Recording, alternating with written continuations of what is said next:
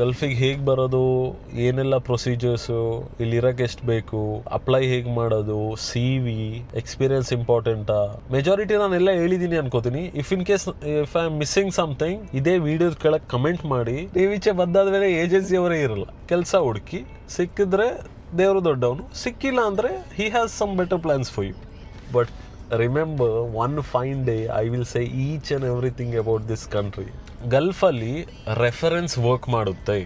It might not be physical, but mentally ತುಂಬ ಕಷ್ಟ ಉಂಟು. It's part of the life ಅಲ್ವಾ, it's part of the journey. They prefer candidate who are inside the country. ಅದೇ ಒಂದು ಸೈಟಿಂದ ನಾನು 4 ಕೆಲಸ change ಮಾಡಿದ್ದೀನಿ. ನಮಸ್ಕಾರ, ಎಲ್ಲರೂ ಹೇಗಿದ್ದೀರಾ? ದಿಸ್ ಒನ್ ಪರ್ಟಿಕ್ಯುಲರ್ ವಿಡಿಯೋ ತುಂಬ ಜನ ಆಲ್ರೆಡಿ ರಿಕ್ವೆಸ್ಟ್ ಮಾಡಿರೋವಂಥ ಒಂದು video. I was waiting from a long time to do this video as well. So ತುಂಬ ಜನರು ಮೆಸೇಜ್ ಎಲ್ಲ ಕಳಿಸಿದ್ರು. ಈಗಲ್ಲ, ನಾನು ನನ್ನ ಇನ್ಸ್ಟಾ ಪೇಜ್ ಸ್ಟಾರ್ಟ್ ಮಾಡಿದೆ ಅಲ್ಲ, ಆ ಟೈಮಿಂದ ಮೆಸೇಜ್ ಕಳ್ಸೋಕ್ಕೆಲ್ಲ ಸ್ಟಾರ್ಟ್ ಮಾಡಿದರು.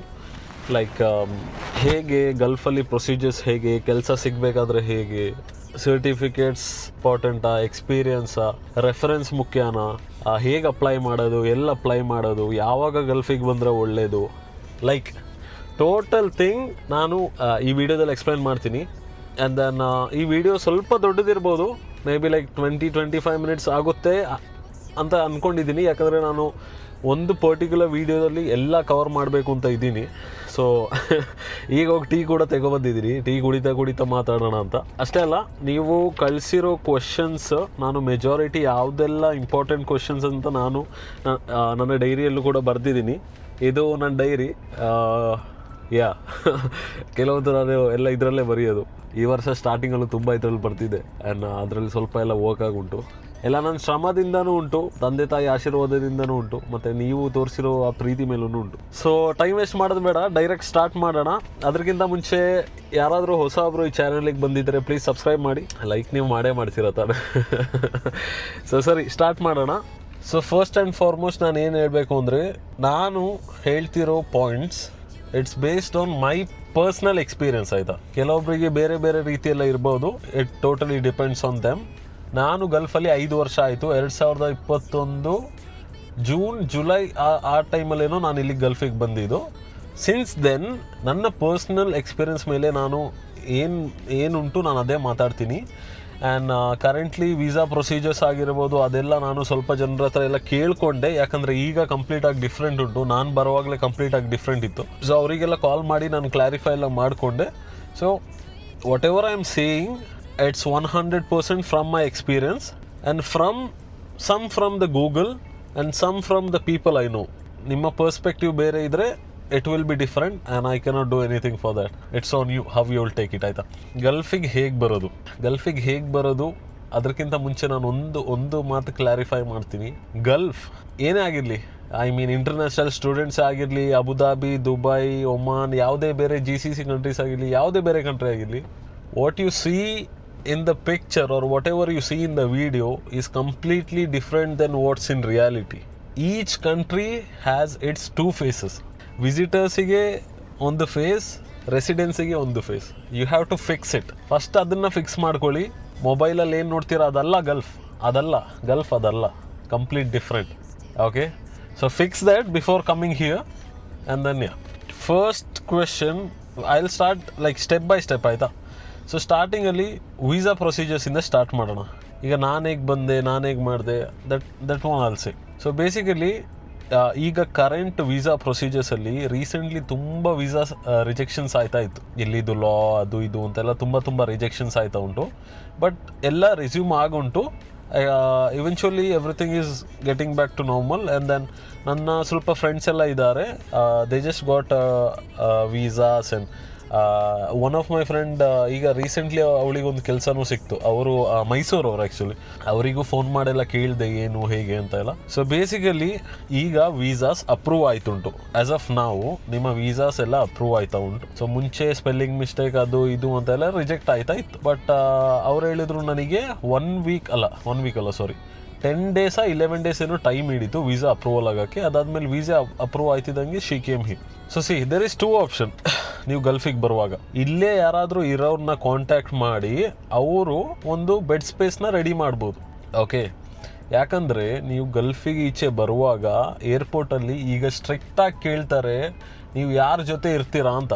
ಇಲ್ಲಿ ಇರೋರ್ದು ID ಕಾರ್ಡ್ ಕಾಪಿ ಕೂಡ ತೋರಿಸ್ಬೇಕು ಅಲ್ಲಿ, ಅದಾದಮೇಲೆ ಬಿಡೋದು. ಓಕೆ, ಸೊ ಸ್ಟಾರ್ಟಿಂಗ್ ನೀವು ವೀಸಾ ಅಪ್ಲೈ ಮಾಡಿದಾಗ it will take like 10-15 days. Visitors ವೀಸಾನೇ ತಗೊಳ್ಳಿ, ಇಲ್ಲಾಂದರೆ ಬೇರೆದೊಂದುಂಟು ಜಾಬ್ ಸೀಕರ್ ವೀಸಾ ಅಂತ, ಅದು ಚೆನ್ನಾಗುಂಟು. ಬಟ್ ಅದ್ರದ್ದು ಸ್ವಲ್ಪ ಸ್ಟೆಪ್ಸ್ ಎಲ್ಲ ಉಂಟು, ಅದು ಏನು ಹೇಗೆ ಅಂತೆಲ್ಲ ಉಂಟು.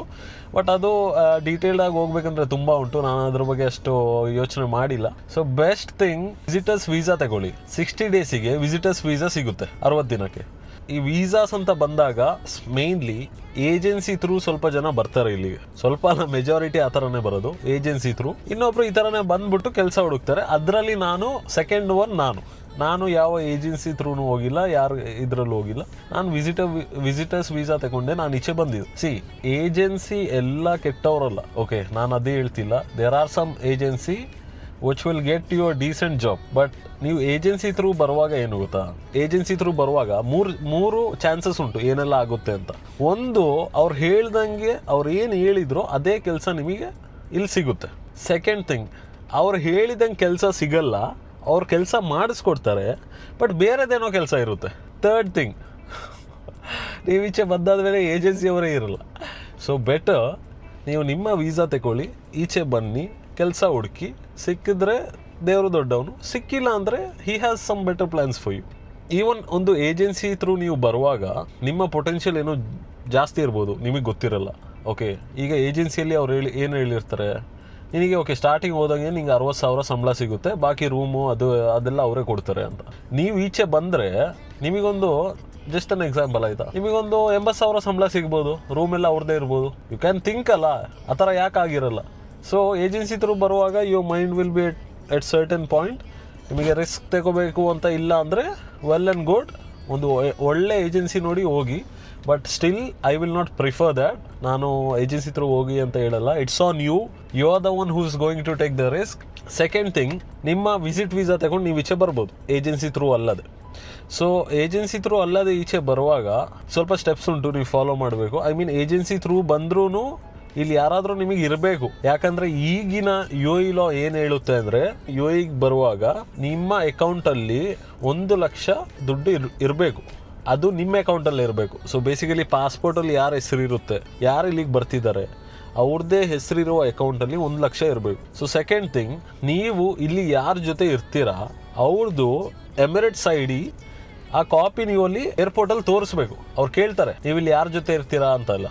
ಸೊ ಅದೆಲ್ಲ ನೀವು ತೋರಿಸ್ಬೇಕು. ಸೊ ಆ ಎಮಿರೇಟ್ಸ್ ID ಫೋಟೋ ಬೇಕು. ಥರ್ಡ್ ಥಿಂಗ್, ಮುಂಚೆ ನಾವು ಈ ಡಮ್ಮಿ ಟಿಕೆಟ್ ಎಲ್ಲ ಮಾಡಿ ಬರ್ತಾ ಇದ್ವಿ, ಈಗ ಸ್ಟ್ರಿಕ್ಟ್ ಪ್ರಾಹಿಬಿಷನ್ಸ್ ಉಂಟು ಅದ್ರ ಮೇಲೆ. ಡಮ್ಮಿ ಟಿಕೆಟ್ ಈ ಥರ ಅವರು ಮಾಡಿ ಮತ್ತು ಇಲ್ಲಿಗೆ ಬಂದ ಮೇಲೆ ಕ್ಯಾನ್ಸಲೇಷನ್ ಮಾಡೋದೆಲ್ಲ ಆಯ್ತಾಯಿತು. ಕೆಲವೊಬ್ಬರು ಮಾಡ್ತಾರೆ, ಕೆಲವೊಬ್ಬರು ಮಾಡಲ್ಲ. ಬಟ್ ಈಗ they know it. I mean ಅವ್ರಿಗೆ ಮುಂಚೆಯಿಂದನೂ ಗೊತ್ತು, ಬಟ್ ಈಗ ಸ್ವಲ್ಪ ಜಾಸ್ತಿ ಸ್ಟ್ರಿಕ್ಟ್ ಮಾಡಿದ್ದಾರೆ. ಸೊ ಇಲ್ಲಿ ಬರೋರು ಡಮ್ಮಿ ಟಿಕೆಟ್ ತಗೊಳ್ಬೇಡಿ, ಆ್ಯಕ್ಚುಯಲ್ ಟಿಕೆಟ್ ತಗೊಂಡೇ ಬನ್ನಿ. ಏರ್ಪೋರ್ಟಲ್ಲಿ ಏನಾದರೂ ರಿಸ್ಕ್ ಆದರೆ ತುಂಬ ಕಷ್ಟ ಉಂಟು. ಮತ್ತು ಇಲ್ಲಿಗೆ ಬಂದಮೇಲೆ ರಿಸ್ಕ್ ಆದರೆ, ಊರಲ್ಲಿದ್ದರೆ okay you can do something.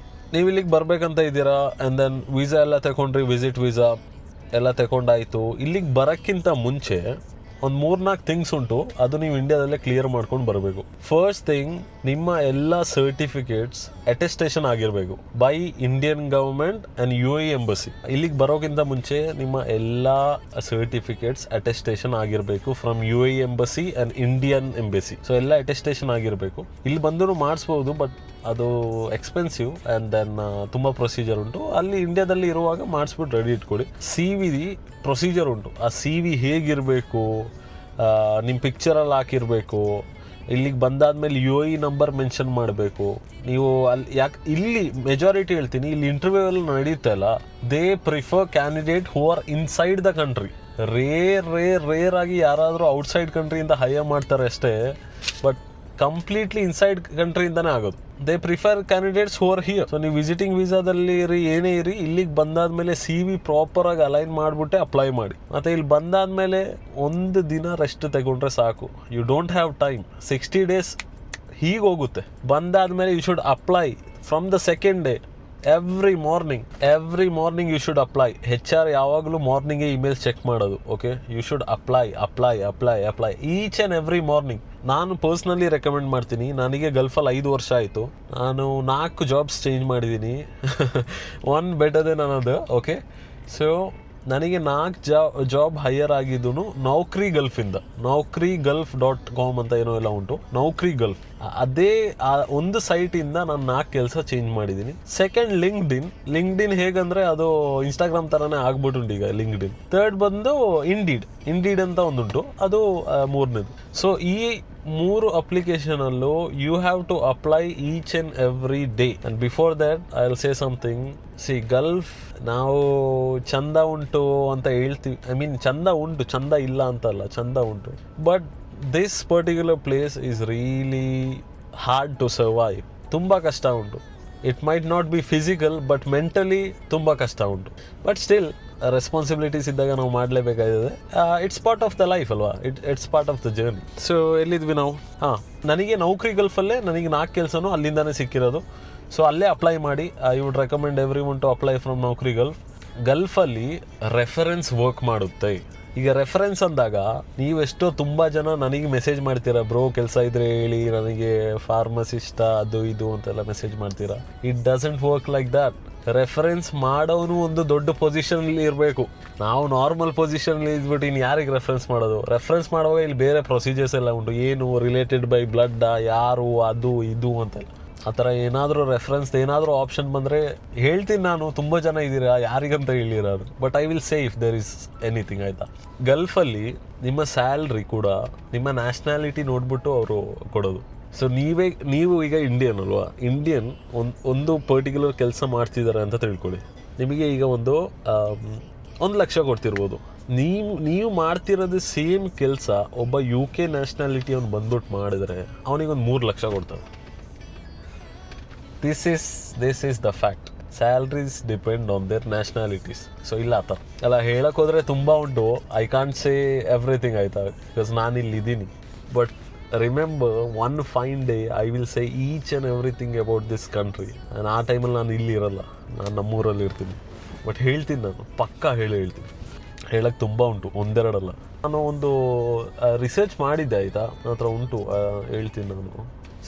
2024 ಒಂದು ರೆಕಾರ್ಡ್ ಇತ್ತು, ಆಯಿತಾ? 6 ಲಕ್ಷ ಹೊಸ ಜಾಬ್ಸ್ ಬಂದುಂಟು 2024 ಮಾತ್ರ. 2024 ಗಲ್ಫಲ್ಲಿ 6 ಲಕ್ಷ ಹೊಸ ಜಾಬ್ಸ್ ಬಂದುಂಟು. ಎಲ್ಲ ಸೆಕ್ಟರಲ್ಲಿ ಕಂಪ್ಲೀಟ್, ಬೇರೆ ಬೇರೆ ಸೆಕ್ಟರ್, ದುಬೈ, ಅಬುದಾಬಿ ಎಲ್ಲ, ಮತ್ತು ಯಾವ ಸೆಕ್ಟರ್ಸ್ ಇರ್ಬೋದು. ಬಟ್ 6 ಲಕ್ಷ ಜಾಬ್ ಓಪನಿಂಗ್ಸ್ ಉಂಟು. ಮತ್ತು 2024 ಒಂದು ವರ್ಷದಲ್ಲಿ 45,000 ಹೊಸ ಕಂಪನೀಸ್ ಉಂಟು ರನ್ ಆಯ್ತಿರೋದು. ಗಲ್ಫ್ ಯಾವತ್ತೂ ಈ ಥರನೇ, every day there is a new company. So ಕೆಲಸಕ್ಕೆ ಇಲ್ಲಿ ಏನು ಕಮ್ಮಿನೇ ಆಗಲ್ಲ, ನಿಮಗೆ ಕೆಲಸ ಸಿಕ್ಕೇ ಸಿಗುತ್ತೆ, ಏನಾದರೂ ಒಂದು ಕೆಲಸ ಸಿಕ್ಕೇ ಸಿಗುತ್ತೆ. ಬಟ್ ದ ಥಿಂಗ್ ಏನು ಅಂದರೆ, ಇದು ಓದಿಲ್ಲದವರಿಗೆ ಒಂದು ಡಿಮೋಟಿವೇಟ್ ಮಾಡ್ತಿರೋದಲ್ಲ, but this is the reality, this is the fact check. ಓದಿಲ್ಲದೆ ಇಲ್ಲಿಗೆ ಬಂದರೆ ತುಂಬ ಕಷ್ಟ ಉಂಟು, ಜೀವನ ತುಂಬ ಕಷ್ಟ ಉಂಟು.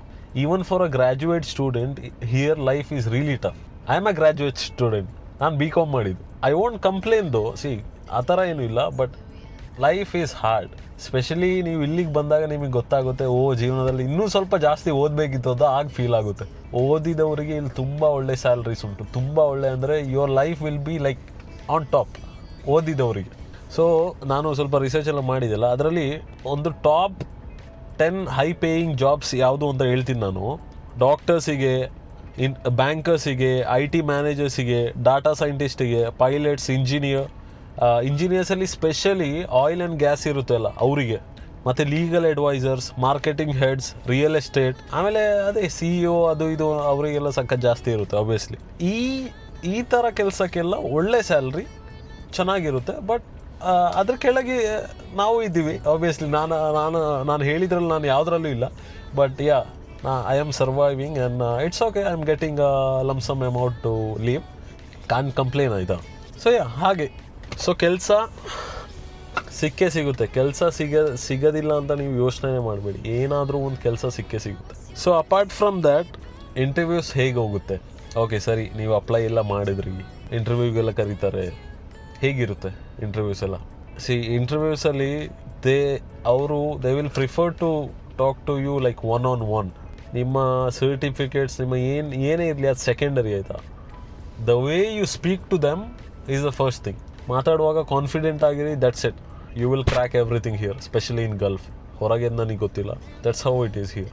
ನಿಮ್ಮ ಸರ್ಟಿಫಿಕೇಟ್ಸ್ ಎಲ್ಲ ಸೆಕೆಂಡರಿ ಇವರು, ಇಲ್ಲಿ ನಿಮಗೆ ಮಾತಾಡೋಕ್ಕೆ ಗೊತ್ತಿರಬೇಕಷ್ಟೇ. ಒಬ್ಬರು ಕೇಳಿದರು ನನಗೆ, ಎಕ್ಸ್ಪೀರಿಯೆನ್ಸ್ ಇದ್ದರೆ ಒಳ್ಳೇದಾ, ಎಕ್ಸ್ಪೀರಿಯೆನ್ಸ್ ಇಲ್ಲದೆ ಬರ್ಬೋದಾ, ಎಕ್ಸ್ಪೀರಿಯೆನ್ಸ್ ಇಲ್ಲದೆ ಬಂದರೆ ಕೆಲಸ ಸಿಗುತ್ತಾ ಅಂತ.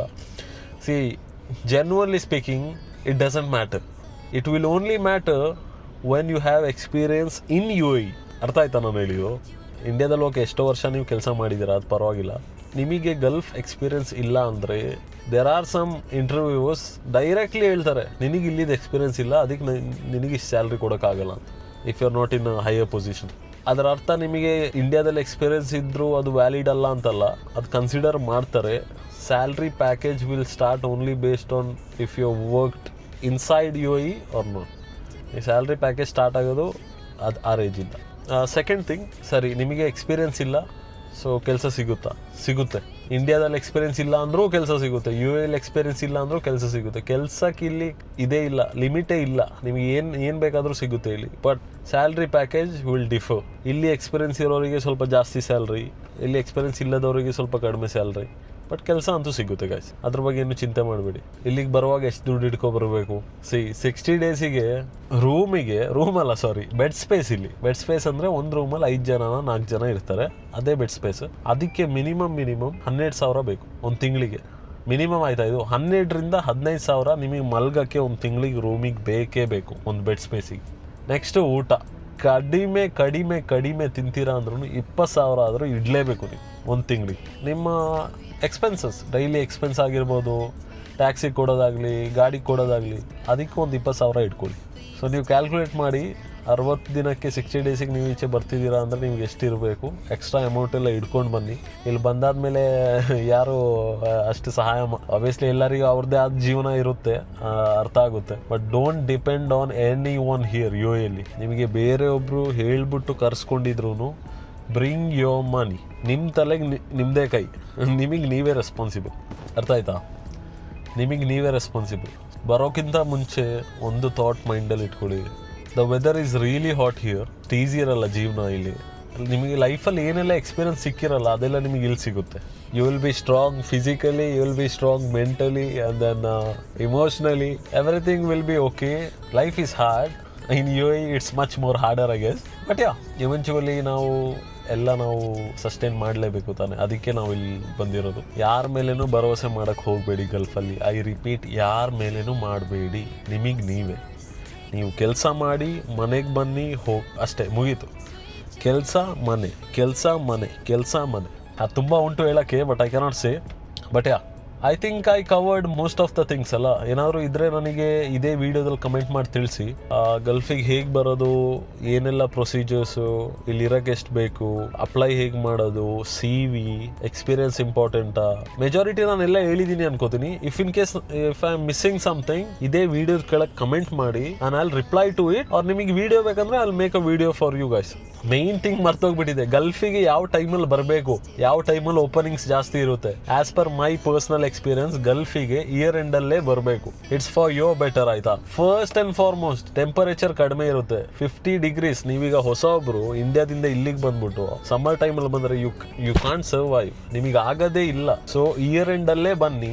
And second thing, year end ಅಲ್ಲಿ ಜಾಸ್ತಿ ಓಪನಿಂಗ್ಸ್ ಇರುತ್ತೆ ಕಂಪನಿಗೆ ಒಂದು ಕ್ವಾಟಾ ಅಂತ ಇರುತ್ತೆ. ಸೊ ಅವರು ಅಷ್ಟು ಹೈಯರ್ ಮಾಡಲೇಬೇಕು. ಸೊ ಇಯರ್ ಎಂಡ್ ಅಲ್ಲೇ ಬನ್ನಿ.